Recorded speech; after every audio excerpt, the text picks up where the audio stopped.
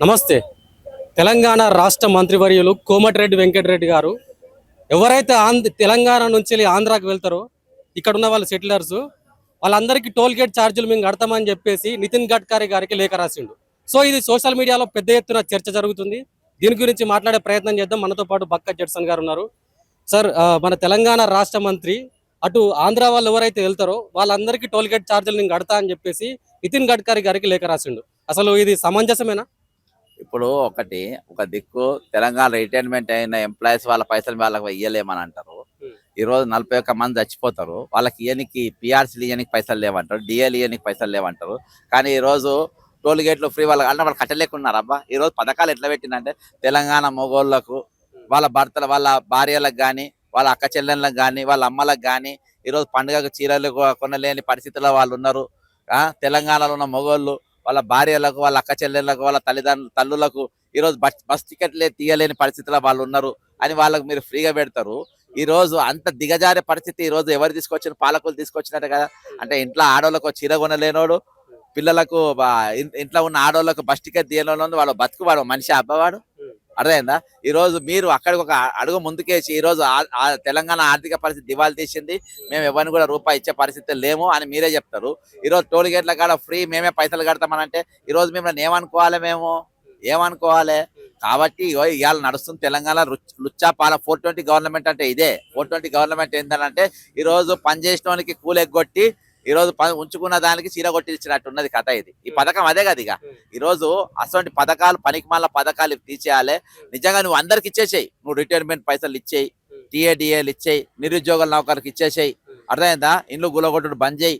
బంద్ చేసినాక నువ్వు ఇచ్చే ఫ్రీ కాదు, మొత్తం ఇంటికి తీసుకుపోయి నువ్వే అన్నం వండి పెట్టబ్బా. ప్రజల పైసలు ఇవ్వని నువ్వెవనివా కోమరెడ్డి వెంకరెడ్డి? నువ్వు మా పైసలు మమ్మల్ని ఎగ్గొట్టి మా నోళ్ళు కొట్టి మా హక్కులు మా కల రాసి ఈరోజు వానికి ఇవ్వనికి నువ్వేవని. కాబట్టి ఈరోజు రిటైర్మెంట్ వాళ్ళ పైసలు వీళ్ళందరూ కూడా ఎగ్గొట్టి అవన్నీ కూడా దారి మరలించి వీళ్ళు గ్లోబల్ సమిట్ అని సుందరీకరణ పోటీలని ఈరోజు ఫ్రీ టోల్ గేట్ మేమే కడతామని చెప్పి ఇవన్నీ కూడా దాని కిందకే వస్తాయి. అంటే తెలంగాణ బ్రాండ్ ఇమేజ్ పెంచడానికే కదా ఇవన్నీ మేము చేస్తున్నాం. దీని మీద కూడా విషం జల్లే ప్రయత్నం ఎందుకు చేస్తున్నారని క్వశ్చన్ వస్తుంది. బ్రాండ్ ఇమేజ్ చాలా పెద్దగా పెంచుకోవబ్బా. బ్రాండ్ ఇమేజ్ హైదరాబాద్ 144 సెక్షన్ పెట్టినప్పుడు వచ్చింది అబ్బా బ్రాండ్ ఇమేజ్.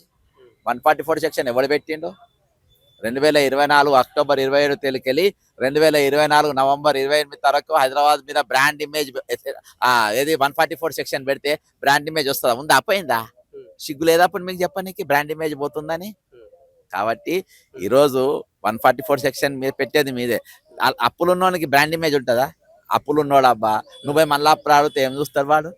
నువ్వు అప్పున్నోడు ఈరోజు సూట్ బూట్ వేసుకొని దావత్కి పోతే వీడు అప్పుల పాలై ఉన్నాడు, సూట్ బూట్ వేసుకొని ఎట్లా చూస్తారు? ఆత్మగౌరవం ఉన్నది చూస్తారా? బ్రాండ్ ఉన్నది చూస్తారా? ఈరోజు నీవు అప్పుల పాలు లేనప్పుడు అందరు పైసలు అందరికి ఇచ్చినప్పుడు నువ్వు ఫ్రీకి ఇస్తే బ్రాండ్ ఇమేజ్ వచ్చినప్పుడు ఒక మొగోడు పెళ్ళానికి ఆడలో చిరగొనియలోడు బ్రాండ్ ఇమేజ్ వస్తుంది. హైదరాబాద్ బ్రాండ్ ఇమేజ్ సిగ్గు చెరం ఉండాలి. ఫ్రీగా పిల్లల ఆడపిల్లలకు బస్తికలు తీయనోళ్ళకు బ్రాండ్ ఇమేజ్ ఉంటుంది అబ్బా తెలంగాణ మొగోనికి. అర్థమైందా? నేను ఇవాళకి తెలంగాణ నేను ఇవాళ ఎవరైనా సరే రాష్ట్ర గరీబోడు అయినా కానీ ఇవాళ దాకా బస్ టికెట్ తీసుకోలేని పరిస్థితి ఎవరికి లేకుండే. మీరు వచ్చి కావాలని మీరు ఇప్పటి వరకు ప్రభుత్వంతో కుమ్మక్కై ఒక సిండికేట్ పాలనలో భాగంగా మీరు ఎంఐఎం కానీ బీఆర్ఎస్ కానీ బీజేపీ కానీ కాంగ్రెస్ కానీ సిపిఎం తెలంగాణ మేధావులు అందరు కలిసి మీరు లూటీ చేసుకున్న పరిస్థితి. ఈ రోజు మీరు బ్రాండ్ ఇది ఇమేజ్ అనేది మీరు పడగొట్టిండ్రు. 144 సెక్షన్ మీద మీరు మాట్లాడలేదు. రిటైర్మెంట్ ఎంప్లాయీస్ గురించి మాట్లాడలేదు. 41 మంది రిటైర్డ్ ఎంప్లాయీస్ చనిపోతే బ్రాండ్ ఇమేజ్ ఎట్లయితుందా? ఆత్మహత్యలు అవుతుంటే బ్రాండ్ ఇమేజ్ ఎట్లా పెరుగుతుంది ఇక్కడ? కాబట్టి బ్రాండ్ ఇమేజ్ అనేది పడగొడుతుంది ఈరోజు తెలంగాణ ప్రభుత్వం. వాళ్ళ అవివేకం. ఒక 89 క్రిమినల్ కేసులు ఉన్నోడు తెలంగాణ ముఖ్యమంత్రి అయితే తెలంగాణ బ్రాండ్ ఇమేజ్ పెరుగుతాయబ్బా? 420 కేసులు ఎఫ్ఐఆర్ అయినోడు ముఖ్యమంత్రి ఉంటే బ్రాండ్ ఇమేజ్లు పెరుగుతాయబ్బా? నిన్న మొన్న టీవీలలో ట్రోలింగ్ అవుతుంది. ఎవరో జీవో లేని అధికారి అంట అసెంబ్లీలో, వాళ్ళు ఎవరో ఇప్పటిదాకా ప్రభుత్వం మాట్లాడలేదు. దాని గురించి నోరు దేవులు ఆమె ఎవరో బయట పెట్టుండ్రి. అసొంటిది అలా ప్రభుత్వం నడుపుతుందంటే బ్రాండ్ ఇమేజ్ అయితే అదప్ప. కాబట్టి ఈరోజు బ్రాండ్ ఇమేజ్ మేము పడగొట్టేది మీరు. ఈరోజు ఫ్రీ టోల్ గేట్లు, ఫ్రీ బస్సులు, ఫ్రీ సులభ్ కాంప్లెక్స్ ఫ్రీ ఉంటాడబ్బా. సులభ్ కాంప్లెక్స్ 2 రూపాయలు ఇవ్వండి వాళ్ళు లోపల పోనీయాడు ఉచ్చబోయానికి. అసొంటిది మీరు ఫ్రీగా ఇవ్వట్లిస్తారబ్బా ఇవి? అర్థమైందా? కాబట్టి టోల్ గేట్లు ఫ్రీగా ఎట్లు ఇస్తారు? సులభ్ కాంప్లెక్స్ ఫ్రీగా పెట్టి ఫస్ట్ నువ్వు ఆడ పో. ఇందిరా పార్క్ ఉన్న ధర్నా చౌక్ కాడ పోతే 2 రూపాయలు ఇవ్వండి వాడు ఉచ్చ కూడా పోయినారు లోపల. సో అంటే ఇప్పుడు అసెంబ్లీ సమావేశాలు మొదలైనాయి, మీరేమో అసెంబ్లీ ముట్టడిస్తా అంటున్నారు. ఒకవైపు అసెంబ్లీలో నువ్వా నేనా అంటూ వాడి వేడి చర్చలు జరుపుతున్నారు. సో ఈ సమయంలో మీరు ముట్టడి చేసి ఏం చేస్తారు అసలు? ఓ అబ్బా అంతుంది అయితే నువ్వా నేనా అనే కాడుకుందా నాకు తెలియదు అబ్బా. తెలంగాణ నేను లవర్లను చూస్తున్నా, బీజేపీ లవర్ కాంగ్రెస్ లవర్ నడుస్తుంది.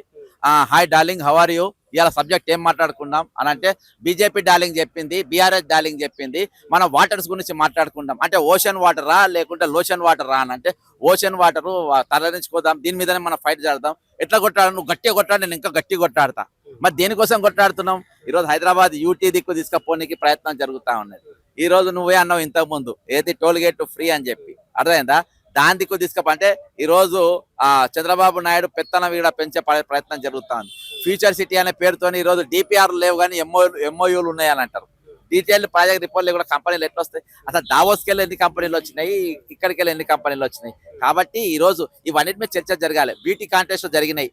మిస్ మ్యాగీ ఆమె డిపిఆర్ మీద అంటే గుండె ఆగినప్పుడు ఆమె కొట్టే దానిపైన సిపిఆర్ దానిపైన ఆమె బ్రాండ్ అంబాసిడర్ గా ఉన్నది ఇంగ్లాండ్ లో. ఆమె అక్కడ పోయి చెప్పింది తెలంగాణ మమ్మల్ని వేశ్యలను చూసినాడని. దాని మీద చర్చ జరపండి. రిటైర్మెంట్ ఎంప్లాయీస్ 41 దాని మీద చర్చ జరపండి. ఇవన్నీ మాట్లాడాలంట. ఈ డార్లింగ్స్ అడుగురు మాట్లాడుకొని మనం ఏం మాట్లాడలో డార్లింగ్స్ అని చెప్పి రోజు లవ్ స్టోరీ నడుస్తుంది. ఎన్ని రేపు వారం రోజుల పాటు ఈ లవర్స్ మధ్యలో జరిగే ఒక స్వీట్ ఫైట్ అంత మించి నువ్వు అన్నట్టు ముఖాముఖి మాటల తూటాలు బొంగుల తూటాలు కాదు, ముళ్ళులు కూడా గుచ్చుకోవు, అక్కడ ముళ్ళులు కూడా దిగబడాయి. అందుకనే మేము చలో అసెంబ్లీ పిలిపించినాం. మనం చూసినాం కదా, మన హరీష్ రావు గారు రిటైర్డ్ ఎంప్లాయీస్ గురించి మాట్లాడింది. ఎట్లా మాట్లాడి రిటైర్డ్ ఎంప్లాయీస్ గురించి కాగ్ రిపోర్టు లా 16,842 కోట్ల రూపాయలు డైవర్ట్ అయినాయి. దాని రిపోర్ట్ చూపించలేదు. ఓకేనా?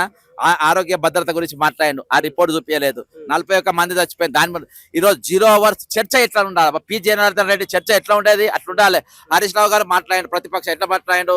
దేశమును ప్రేమించుమన్నా, మంచి అన్నది పెంచుమన్నా, ఒట్టి మాటలు కట్టి ఇట్లా బస్ స్పీచ్ దద్దరు వెళ్ళిపోవాలి.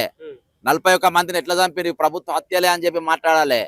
అవన్నీ మీరు మాట్లాడకుండా ఈరోజు ఉపనిషక్తులు చెప్పినట్టుగా పద్యాలు చెప్పినట్టు చెప్తావబ్బా నువ్వు ప్రతిపక్ష నాయకునివా, పాలపక్ష నాయకునివా, లేకుంటే నువ్వేమన్నా స్కూల్ స్టూడెంట్ వా నువ్వు? కాబట్టి that is not the way of the opposition leader. కాబట్టి ప్రతిపక్షం చేసే రోల్ ఈ రోజు మేము ప్లే చేస్తున్నాం. చలో అసెంబ్లీ అని ప్రతిపక్ష హోదాగా మేము పిలుపునిచ్చినాం. ఎప్పుడైతే ప్రతిపక్షం విఫలమైందో, ఎప్పుడైతే ప్రతిపక్షం అనేది ప్రశ్నించడంలో పూర్తిగా వైఫల్యం అయిపోయిందో, అప్పుడు మా సొంటి గలాలు లేస్తాయి, మా సొంటి కంటాలు లేస్తాయి. మేమే ప్రతిపక్ష రోల్ తీసుకుంటాం, మేమే ప్రభుత్వాన్ని ప్రశ్నిస్తాం. చలో అసెంబ్లీ పిలిపించడం, ఖచ్చితంగా అక్కడ మేము పోరాడతాం, ఖచ్చితంగా మేము మాట్లాడతాం, ఖచ్చితంగా నిలదీస్తాం. కాబట్టి 5వ తారీఖున ఈరోజు అంబులెన్స్లు కూడా పక్షవాతం వచ్చిన వాళ్ళు, క్యాన్సర్తో ఉన్నోళ్ళు గ్లూకోజ్లు పెట్టుకొని మరి వాళ్ళు బాజాప్తా ఈరోజు అంబులెన్స్లలో కూడా ఈరోజు చలో అసెంబ్లీకి వచ్చే పరిస్థితి ఉన్నది. సో అంటే ఈ మధ్యలో మన తెలంగాణ రాజకీయ నాయకుల మాటలు చూస్తూ ఉంటే ఒకలేమో తోలు తీస్తామంటున్నారు, ఇంకోలేమో లాగుల తొండలు ఇస్తామంటున్నారు, ఇంకోలేమో నేను చూస్తే ఎడమకాలు చెప్తున్నా. అంటే తెలంగాణ రాజకీయాల నాయకులే ఇటువంటి భాష ఉచ్చరిస్తూ ఉంటే సమాజానికి వీళ్ళు ఏం నేర్పదలుచుకున్నారని అనుకోవచ్చు. అంటే లాగుల తొండ అంతే కదా, లాగుల తొండ ఇస్తామన్నారు. మెస్సీ వేసినప్పుడు లాగే ఎవడేసుకుంటూ పాయింట్ ఎవడేసుకుంటూ అబ్బా. మెస్సీ వచ్చింది కదా ఫుట్బాల్ ప్లేయర్, ప్యాంట్ ఎవడేసుకుంటూ మెస్సీ ప్యాంట్ వేసుకున్నాడు, లాగే ఎవడేసుకుంటూ రేవంత్ రెడ్డి గారు చెడ్డ వేసుకున్నారు. పక్క మంచిగా చూడండి వీడియో, రేవంత్ రెడ్డి గారు చెడ్డ వేసుకుంటూ.